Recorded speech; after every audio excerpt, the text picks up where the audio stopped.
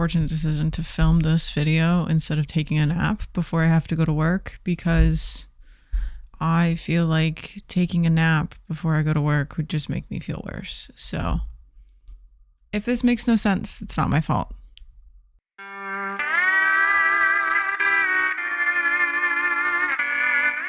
Anyways, hey guys, welcome to my channel, or welcome back to my channel. Now I'm going to address something that only I feel the need to address. Yes, I haven't posted in a few weeks. Sorry. I got a little stressed out about deciding what type of videos to film. Then I filmed a video, hated it, completely scrapped it, got a little depressed about it, and now we're back. Enough about me.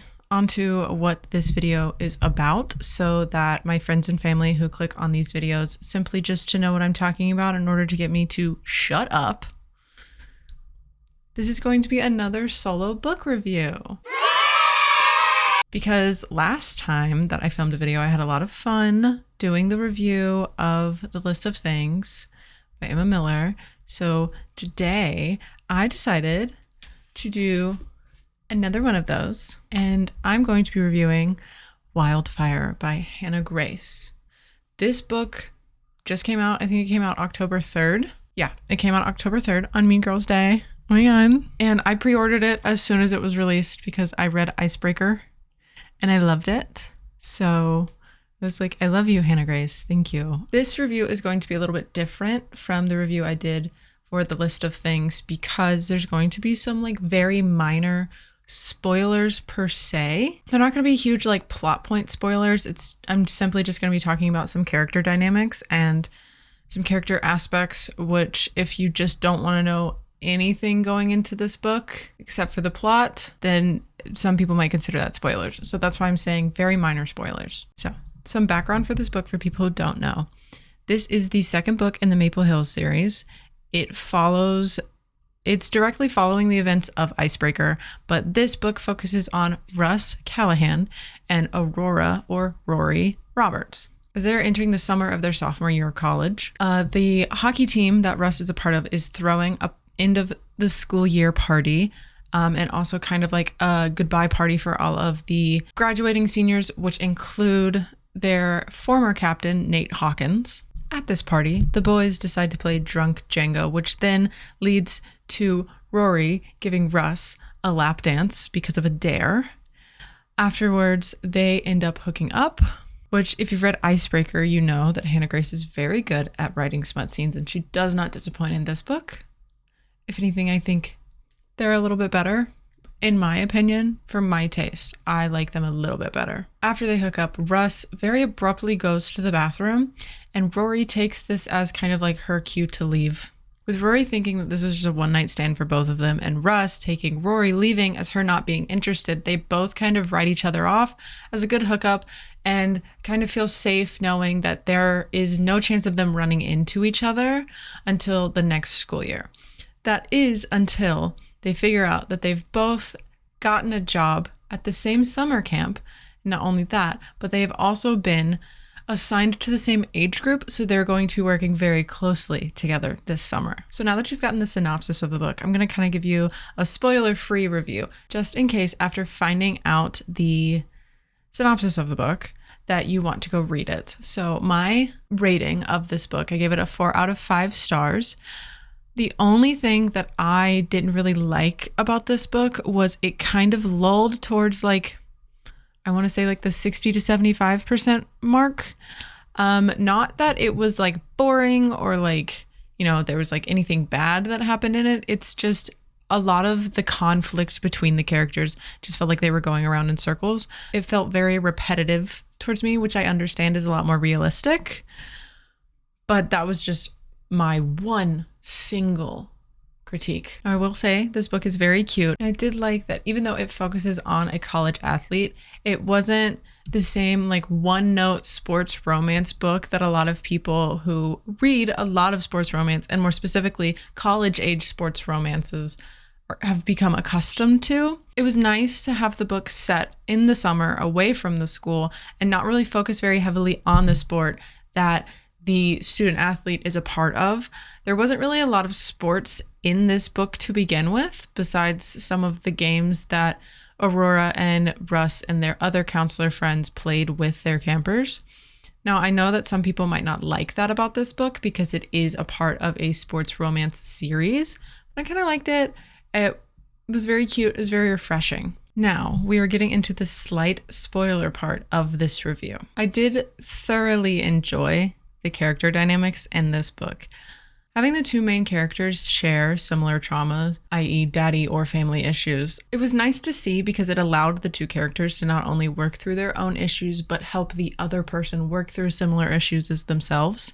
So it kind of aided themselves while also aiding the other character. This type of dynamic I don't really see in a lot of pieces of media in general, and it just felt very real to me. For context, Russ has family issues which stem from his father's gambling addiction, which then domino into a drinking problem, which when he drinks, then he turns out to not be so nice to Russ, his mother, or his brother. While Rory's family issues also stem from her father, but it's just stemming from him being an absent father throughout her entire life, and then now with his new stepdaughter and wife, he's become this picture-perfect father, so she's kind of feeling the repercussions of that and kind of like dealing with the thought of her not being enough for him and so on and so forth, things like that. Additionally, the dynamic between Russ and his roommate at the camp, Honey Oak, is very cute. His roommate's name is Alexander or Xander. Xander is a very outgoing guy who is seemingly very good at reading people. Whenever he asks Russ questions, he never pushes too far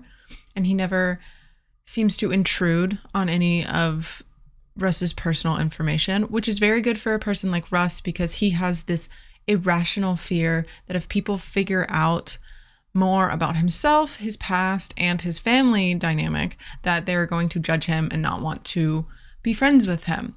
So it leaves a lot of pressure and anxiety that he has whenever talking to people about personal things, because he's always worried that he's going to say something and it's going to like reveal all of these things about him. This fear of people not wanting to have him in his life if they find out a little bit more about his family dynamic and or his past, it's shown in every aspect of Russ's life throughout this book, even if it is to his detriment. And again, that just felt very real.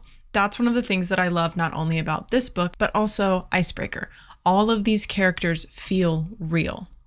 They feel like I could be walking down the street one day and I could run into them, or they went to college with me, something like that. They feel like real people. There's nothing crazy or like unrealistic that happened in their past, like one of their parents not actually being their parents and then trying to kill them as a young child, or one of their parents being a part of the mob, or something like that. There's nothing crazy that's happened in their past that makes them feel like a book character. They all feel like real people. Another thing that I liked about this book is the fact that Rory was the confident one within their relationship and Russ was the one that needed to be coaxed out of his shell. This made Russ more endearing while also making the moments that he has with Rory where he shares some very small and somewhat insignificant details about himself hold more weight to the reader, but also to Rory, because everyone knows he doesn't really reveal a lot of himself. So the fact that he is revealing some small part of himself to Rory, it just holds a lot more weight to the reader because you know this context. Another thing that I loved about this book is the fact that this socially awkward hockey player becomes even more of a bumbling idiot whenever just one specific girl comes around. I've said it once on this channel and I will say it again. I've said it multiple times on this channel.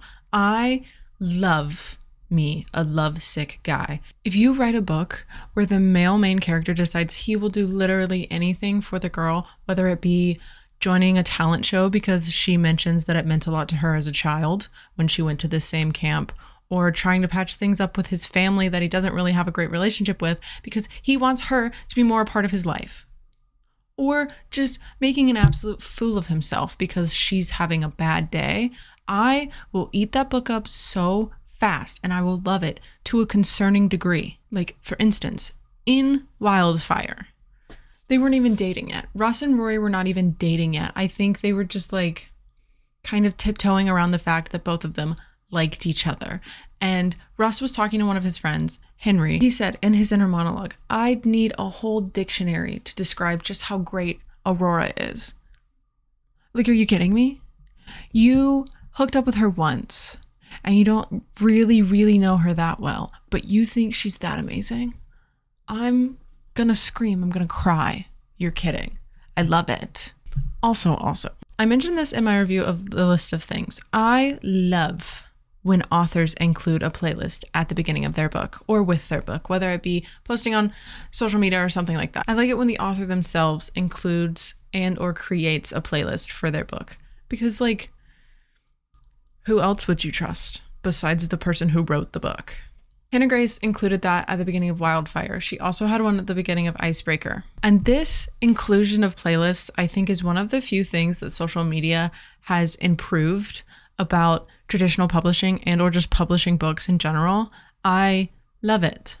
But for all of you girlies who make playlists for every book that they read after they've read the book, I'm urging you, just because an author puts a playlist at the beginning of their book does not mean that you can only put those songs in the playlist that you make. I challenge you to put different songs than the ones that they put at the playlist at the beginning of the book. Add your own songs. What songs do you think these characters would be like? What songs do you think really just speak to them as a character? I want to know, because that's where I find a lot of my new music. So like, do it. I'll probably listen to it. So on that note, here are 3-ish songs that I think fit Russ and Rory, both individually and as a couple. For Russ, he is Mirrorball by Taylor Swift, Afraid of Heights by Boy Genius, and Daylight by Harry Styles, if you're getting the vibe. Rory is giving Bet You Wanna by Sabrina Carpenter, Fake Happy by Paramore, and All American Bitch by Olivia Rodrigo. Rory and Russ together as a couple, they are Sidelines by Phoebe Bridgers, Golden by Taylor Swift, and Heaven by Niall Horan. That's just to give you like the general vibe of not only them as characters, but also them as a couple. And if you know those songs and if you've listened to those songs, I'm sure you get it. You get it, and I hope you love it, and I hope that makes you want to read this book more. All in all, this was a pretty great book. I liked the focus on Russ and Rory while also interweaving some of the side characters that we met in the first book, or that we even meet in this book, while also not distracting from the main story. This book had a good balance of sweet and wholesome moments, steamy, spicy moments, and also emotional moments that really aided to rounding out this book. I'm so unbelievably excited for the rest of this series, which Hannah Grace just recently announced what the title of the next book is.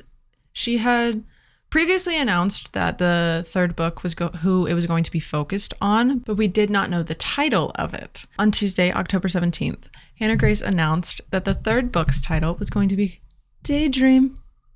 And this book is going to be focused on Henry and a new character named Hallie. I'm excited for this book, but if there's one person who is more excited about this book, it is Lily.